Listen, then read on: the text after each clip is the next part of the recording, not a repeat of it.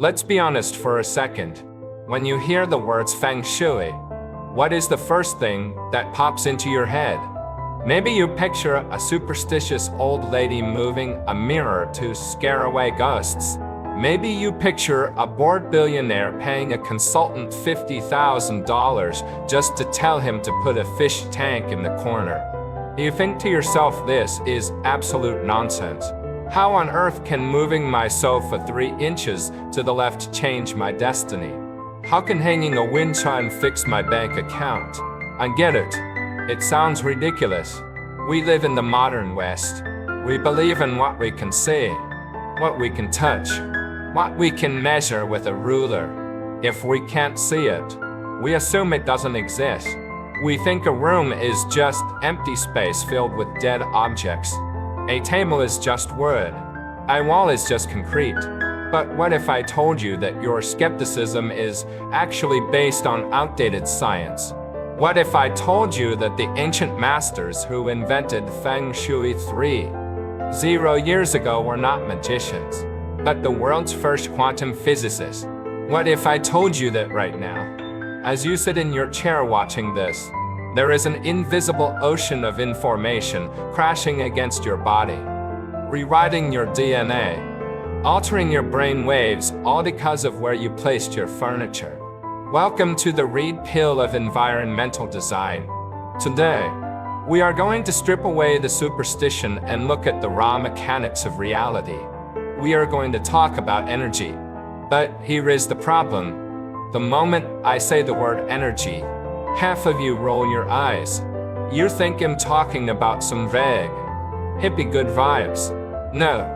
Talking about physics. Nikola Tesla, one of the greatest scientific minds in history, said if you want to find the secrets of the universe, think in terms of energy, frequency, and vibration. Modern quantum mechanics has proven this. If you take a powerful microscope and zoom in on the wooden able in front of you, what do you see? You see molecules. Zoom in further. You see atoms. Zoom in further. Into the nucleus. What do you find? Nothing solid. You find vibrating strings of energy. You find empty space humming with a specific frequency. Table is not solid. It is an event. It is a slow minus motion vibration. Here is where it gets crazy. You are also a vibration. Your thoughts are electrical impulses. Your heart is a magnetic pump. So, what happens when you put 2 vibrating objects in a room together? They interact. They interfere. They resonate. This is not magic. This is entrainment. If you have a giant tuning fork vibrating at a low, chaotic frequency, a messy, dark room, you walk into that room vibrating at a high frequency, happy, motivated. The room will eventually win. The larger mass always dominates the smaller mass. Your energy will crash to match the room. So, when the ancient masters talked about moving a sofa, they weren't talking about interior decoration. They were talking about tuning the instrument. They were adjusting the geometry of the space to change the frequency of the wave. When you change the wave, you change the way your brain fires. You change your mood. And when you change your mood, you change your decisions. Your decisions, they determine whether you become rich or poor. But most people are living in out-of-tune instruments. They are trying to play a symphony of success on a violin that is broken. And they wonder why the music sounds terrible. They ignore the invisible. So, the question is, what exactly is this invisible stuff we are trying to tune? In the East, they call it Tikai. In the West, we have no idea what to call it, so we call it the vibe. But what is it? Really? How do we catch it? The ancients called it ki, and we called it energy, but the name does not matter as much as the function. To understand this invisible force, we must stop looking at the world as a collection of separate objects and start seeing it as a giant interconnected web. Imagine for a moment that the air around you is not empty, but is actually a fluid like water. Every time you move your hand, you create triples in this fluid. Every time you have a thought, you send a pulse through this fluid. This is the fundamental premise of what we are discussing today. When we talk about Qi, we are talking about the most basic building block of the universe. It is the carrier wave of reality. Everything in your house is constantly broadcasting on this wave. Pile of old laundry in the corner is broadcasting a signal of stagnation and laziness. Broken mirror is broadcasting a signal of fracture and distortion. Bright open window is broadcasting a signal of hope and renewal. You might think you are ignoring these objects, but your subconscious mind is reading every single signal 20-4 hours a day, 7 days a week. This brings us to the core mechanism of how a room affects a human being. It is all about resonance. If you place a grand piano in a room and you strike a tuning fork that is tuned to the note of C across the room, the C string on the piano will start to vibrate without anyone touching it. The energy traveled through the air and woke up the string because they shared the same frequency. This is exactly what is happening between you and your home. If your home is arranged in a chaotic way, the vibration of that chaos travels through the air and strikes the chaos string inside of you. You suddenly feel anxious and you do not know why. You feel tired and you do not know why. You blame your job or your diet or your partner, but the truth is you're simply resonating with the frequency of your environment. You are being played by your own furniture. Now let us go deeper into the specific types of energy that are swirling around you right now. The ancient masters identified the primary sources of this power, and they gave them poetic names that we need to decode. They talked about the sky energy and the earth energy. In the original text, these are called the Tunyuan and the Kunyuan. Think of the sky energy as cosmic radiation or information coming down from the stars and the sun. It is the energy of inspiration and ideas and dreams. It is the software download from the universe. This energy governs your brain. When you have a sudden brilliant idea for a business or a creative breakthrough, that is the sky energy hitting your receiver clearly. It makes you feel light and fast and sharp. Then there is the earth energy. This is the telluric current that rises up from the ground beneath your feet. It is the magnetic field of the planet itself. This energy governs your physical body. It dictates your stamina and your health and your immune system.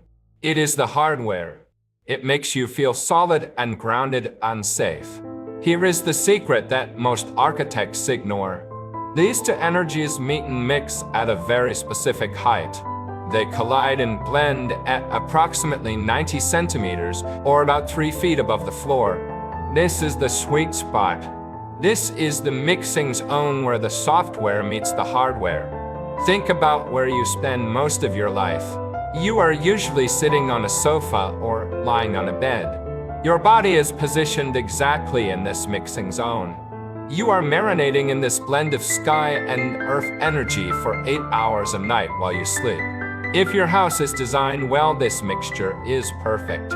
It is like breathing pure oxygen. You wake up feeling refreshed and your mind is full of million-dollar ideas because the sky energy is clean and your body is strong because the earth energy is stable. But if your house is designed poorly, this mixture becomes toxic. It becomes like breathing smog. Maybe the earth energy is blocked by clutter under your bed, so you wake up tired. Maybe the sky energy is blocked by heavy beams above your head or a dark ceiling, so you wake up with brain fog and no motivation. When a master walks into a house with a compass, they are not looking for ghosts. They are acting like a radio technician. They are walking around measuring the signal strength. They are trying to find where the signal is clear and where it is static. They want to know if the house is feeding your brain or starving it. They want to know if the house is supporting your body or draining it. The goal of all this adjustment is simple. We want to position you in the stream of high-quality energy. When you are in the stream, your thinking becomes faster. Your mood becomes lighter. You become what people call lucky. But luck is not magic. Luck is just what happens when your internal frequency is vibrating at the highest possible level. You become a magnet for opportunity because you are broadcasting a signal that says, I am ready and I am capable. So when we say we are adjusting the key, we are really saying we are optimizing your personal operating system. We are clearing the cache and upgrading the I am and ensuring a strong W-I connection to the universe. Once you understand that the environment is just an extension of your own mind, you realize that you have the power to change your mind by changing your room. But knowing what the energy is only the first step. The next question is, how does this energy move? Why does it seem to get stuck in some houses and rush through others? This leads us to the mystery of the curved road and the straight line. Why did the emperors of old build winding paths instead of straight highways? The answer lies in the physics of flow, and it explains why your modern hallway might be killing your wealth. We have established that energy is real and that it is composed of a mixture of information from the sky and magnetic power from the earth. Now we must investigate how this energy travels through your home, because the movement of energy is just as important as the quality of energy. This brings us to the physics of flow dynamics. When I was a young boy in school, I learned a simple mathematical truth that a straight line is the shortest distance between 2 points. I looked at the old traditional architecture with its winding garden paths and its zigzag bridges and its curved corridors, and I thought the ancients were inefficient. I thought they were wasting time and money. Why build a crooked road when a straight one is faster? I thought I was smarter than them. But as I grew older and began to understand the behavior of fluids and currents, I realized that I was the foolish one. The ancients were not trying to be efficient with travel time. They were trying to be efficient with energy capture. They understood a fundamental law of nature that modern city planners have forgotten. They knew that energy behaves like wind and water. Imagine you are standing in a long straight tunnel. A strong wind blows from one end to the other. Because the walls are straight and smooth, the wind accelerates. It moves faster and faster until it becomes a howling gale.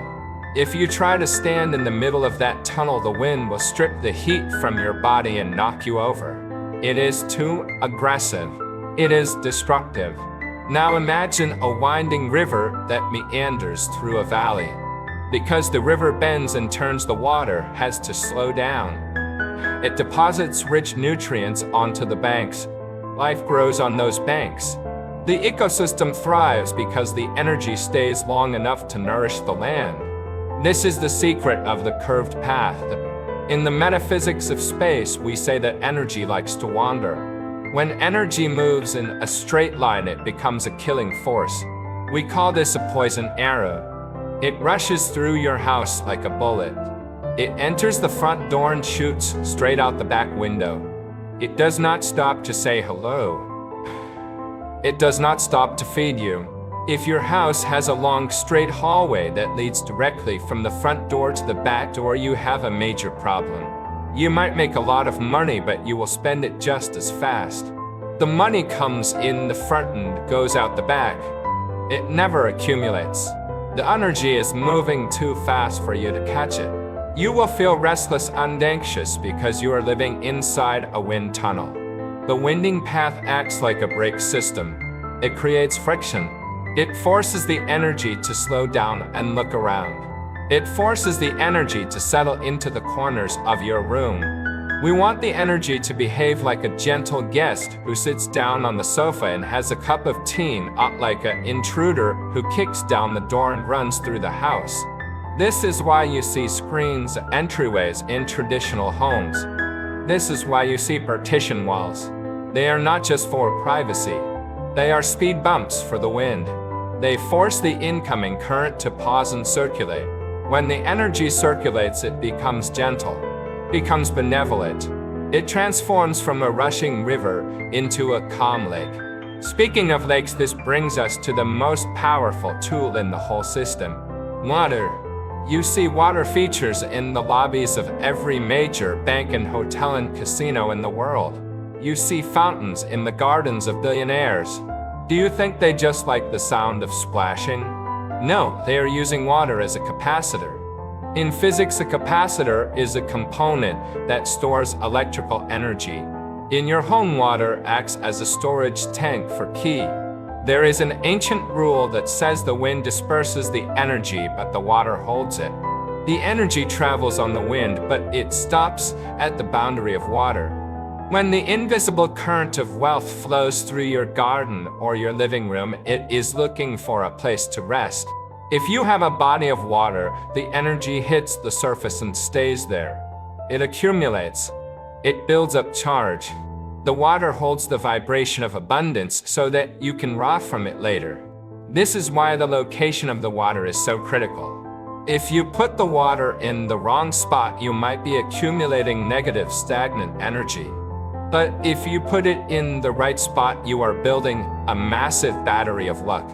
You are essentially trapping the cosmic signal and keeping it for yourself. But you do not need a swimming pool to use this principle. Even a small aquarium or a clean fountain can work. The key is that the water must be clean and it must be moving gently. Stagnant, dirty water creates a toxic battery. It stores disease and poverty. Moving clean water stores life and flow. So when we look at the layout of a house, we are looking at a complex hydraulic system. We are looking at the roads and hallways as pipes. We are looking at the doors as valves. We are looking at the furniture as islands that divert the flow. We are looking at you as the turbine that needs to be spun by this flow. If the flow is too fast, the turbine breaks. If the flow is too slow, the turbine stops. We need the flow to be just right. We need the Goldilocks zone of energy. This is the true engineering behind the mystic curtain. It is about managing velocity and volume. It is about understanding that you are living inside a fluid dynamic simulation. Every time you move a chair, you are changing the current. Every time you open a door, you are adjusting the pressure. But understanding the flow is one thing. The final question is, how do we apply this to your life right now without rebuilding your entire house? How do we take these high concepts of sky energy and fluid dynamics and turn them into a simple, actionable strategy that will change your luck by tomorrow morning? We have journeyed through the science of vibration and the physics of flow. We understand now that your home is a machine that processes energy. But knowing how the machine works is not enough. You need to know how to operate it. You need the user manual. You need to know which buttons to press to switch your life from struggle mode to easy mode. The good news is that you do not need to tear down your walls or hire a contractor. You do not need to buy expensive statues or magic crystals. The most powerful adjustments are often the simplest ones. They are about removing the friction that stops the energy from reaching you. Let us look at the 3 golden levers you can pull right now to upgrade your environment. These are the universal truths that apply to every home, whether it is a tiny studio apartment in London or a sprawling villa in California. The first lever is light. We touched on this earlier, but we need to go deeper into the application. In the metaphysical system, light is the strongest form of yang energy. Yang is the active force. It is the force of growth and visibility and expansion. If you want your career to grow, you need yang. If you want your bank account to expand, you need yang. Many people live in what I call energy caves. They have dark corners. They have burned out light bulbs. They keep the curtains drawn. This is a disaster for your luck. When a corner of your room is dark, the energy there stops moving. It becomes stagnant. It dies. Dead pocket of energy acts like a black hole, sucking the vitality out of the room. Go home today and look at your corners. Is there a dark spot where the shadows gather? Put a lamp there. Turn it on. Leave it on. By illuminating that corner, you are reactivating that sector of your life. You are telling the universe that there are no hidden shadows in your world. You are bringing the dead's own back to life. It is simple, but the shift in atmosphere is instant. The second lever is air. Air is the carrier of key. If the air is stale, the key is stale.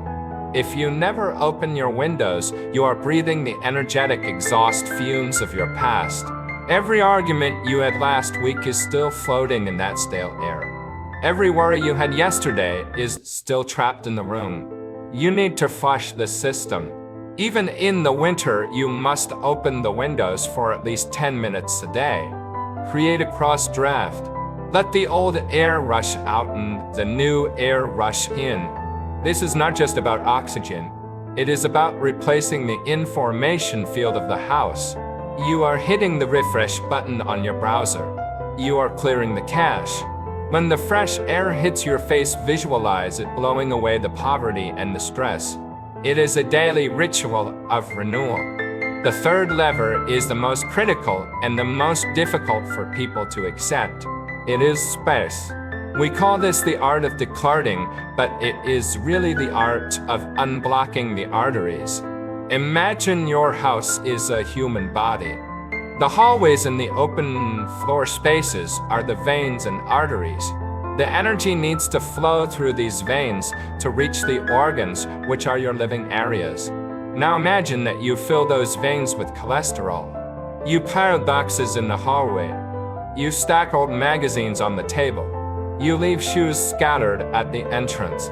What happens to the blood flow? The pressure rises. The heart has to work harder. Eventually, you get a heart attack. A cluttered house is a house waiting for a heart attack. Every pile of junk is a blockage in the pipe. The energy tries to enter your front door to bring you an opportunity, but it trips over your old shoes. It tries to get to your desk to help you work, but it gets stuck in a pile of laundry. It cannot reach you. You might be the most talented person in the world. You might have the best business idea. But if your environment is clogged, the opportunity cannot find you. You are hiding behind a wall of junk. Go to your front door right now. Is it clear? Can the door open all the way, or does it hit something behind it? The front door is the mouth of the house. It is where the energy eats. If the mouth is blocked, the house starves. Clear the entrance. Make it welcoming. Make it spacious. Allow the wealth to walk in without stumbling. These three levers are light and air and space. They sound as simple to be magic, but they are the foundation of all advanced metaphysics. You cannot build a skyscraper on a swamp. You cannot apply advanced Feng Shui formulas to a dirty, dark house. You must fix the foundation first. There is one final secret weapon that binds all of this together. It is not a physical object. It is a feeling. It is the vibration of you, the inhabitant. The house affects you, but you also affect the house. It is a feedback loop. If you hate your house, the house will drain you. If you walk in the door and think, I hate this small apartment, I wish I lived somewhere else, you are poisoning the energy. You are broadcasting a signal of rejection. You must treat your current home like a palace, even if it is a dungeon. You must love it into greatness. Clean it with gratitude. Decorate it with pride. When you appreciate the shelter you have, you raise your own frequency. When your frequency is high, the house begins to resonate with you. It becomes an amplifier for your intentions rather than anchor for your frustrations. So the application is clear. Brighten the lights. Open the windows. Clear the floor. Most importantly, shift your attitude. Stop fighting your environment and start partnering with it. But what happens when you do all this? What is the end result of all this tuning and adjusting? Is it just about feeling better, or is there a bigger destiny at play? This leads us to the ultimate conclusion of why we do this work. It is not just about furniture. It is about the algorithm of your fate. We have reached the end of our journey into the invisible architecture of your life. We have stripped away the superstition and looked at the raw mechanics of reality. We have talked about the vibration of atoms and the mixing of sky and earth energy and the physics of wind and water. But I want to leave you with one final thought that ties everything together. It is a concept that the ancient masters knew well, but that we often forget in our rush to be successful. It is the concept of the external reflection.